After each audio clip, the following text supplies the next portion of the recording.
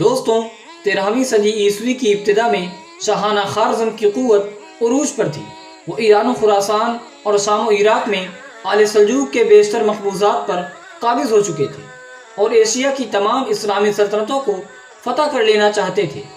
لیکن عین اس وقت جب وہ اس حوصلے کی تکمیل کے لیے تیار ہو رہے تھے تو چنگیز خانی طوفان اپنی تمام تر ہولناکیوں کے ساتھ اٹھا اور سلطنت خوارزم کو پاش پاش کر ڈالا۔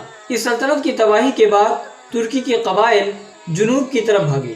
ان میں بعض ایران و شام میں پہنچے اور بعض جنوب کی طرف بڑھے اور مصر کی سلطنتوں سے معرکہ آرا ہوئے، لیکن مصر میں انہیں شکست ہوئی اور وہاں سے واپس ہو کر ایشیائے کوچک میں سلجوقیوں سے آ ملے۔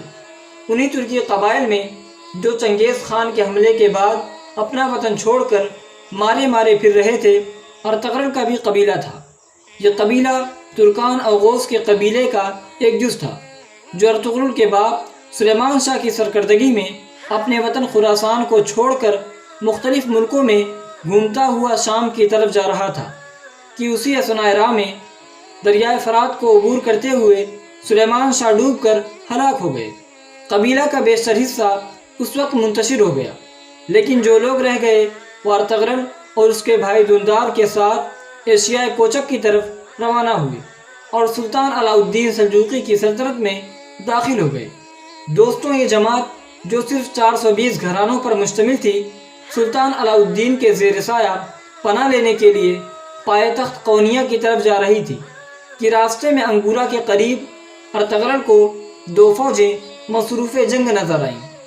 وہ کسی فریق سے واقف نہ تھے، لیکن یہ دیکھ کر کہ ان میں سے ایک تعداد کے لحاظ سے کمزور اور دوسری قوی ہے، اپنے سواروں کے مختصر دستے کو لے کر، جن کی مجموعی تعداد 440 تھی، کمزور فریق کی حمایت کے لیے بڑھے اور اس بہادری سے حملہ آور ہوئے کہ دشمن کو میدان چھوڑ کر بھاگنا پڑا۔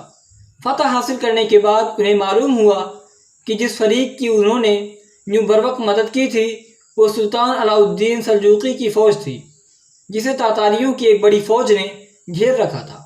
ارطغرل کے اس کارنامے کے صلے میں سلطان علاء الدین نے انہیں سوگوت کا زرخیز علاقہ، جو دریائے سقاریہ کے بائیں جانب بازنطینی سرحد کے قریب واقع تھا، جاگیر کے طور پر دیا۔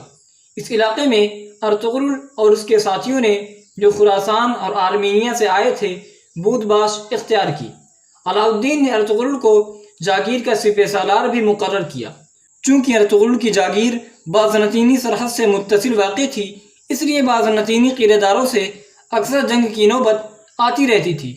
ارطغرل تھوڑے ہی دنوں میں اپنی شجاعت کا سکہ بٹھا دیا اور اس کی فتوحات کا یہ اثر ہوا کہ بہت سے ترک قبائل ایشیائے کوچک میں پہلے سے آباد تھے، اس کے ساتھ شامل ہوتے گئے اور اس کی لڑائیوں میں شامل ہونے لگے۔ اس طرح اس کی قوت روز بروز بڑھتی گئی اور ان کا اقتدار آس پاس کے علاقوں میں قائم ہونے لگا۔ سلطان علاء الدین کے لیے جاگیر کا اس طرح قوت و اقتدار حاصل کر لینا تشویش کا باعث تھا، لیکن ایشیائے کوچک میں دولت سلجوقیہ اندرونی اختلافات اور امراء کی بغاوتوں کے سبب زوال کی آخری منزل پر تھی۔ ایسی حالت میں ارطغرل جیسے دلیر سردار اور نائب کی فتوحات سے علاء الدین کو بجائے تشویش کے 1 گنا اطمینان نصیب ہوا اور اس نے ارطغرل کو مزید انعامات عطا کیے۔ چنانچہ جب شہر برسا کے درمیان ایک جنگ میں ارطغرل نے علاء الدین کے نائب کی حیثیت سے بہت سے تاتاریوں اور بازنطینیوں کی ایک متحدہ فوج کو شکست دی، تو سلطان نے اس کے صلے میں اس شہر کو ان کی جاگیر بھی دے دیا اور پورے شہر کا نام سلطانوی رکھا۔ دوستوں، ہلال سلطان علاء الدین کے علم کا نشان تھا۔ ارطغرل نے بھی اس کے نائب ہونے کی حیثیت سے اسی نشان کو اختیار کیا جو آج تک ترکوں کی عظمت کا قومی نشان ہے۔ تو دوستوں، یہ رہی ہماری آج کی ویڈیو۔ امید ہے کہ ویڈیو پسند آئی ہوگی۔ ویڈیو پسند آنے کی صورت میں اسے لائک کریں اور اپنے دوستوں میں اس ویڈیو کو ضرور شیئر کریں اور اپنا اور بڑوں کا خیال رکھیں۔ تب تک کے لیے اللہ آپ کا حامی و ناصر ہو۔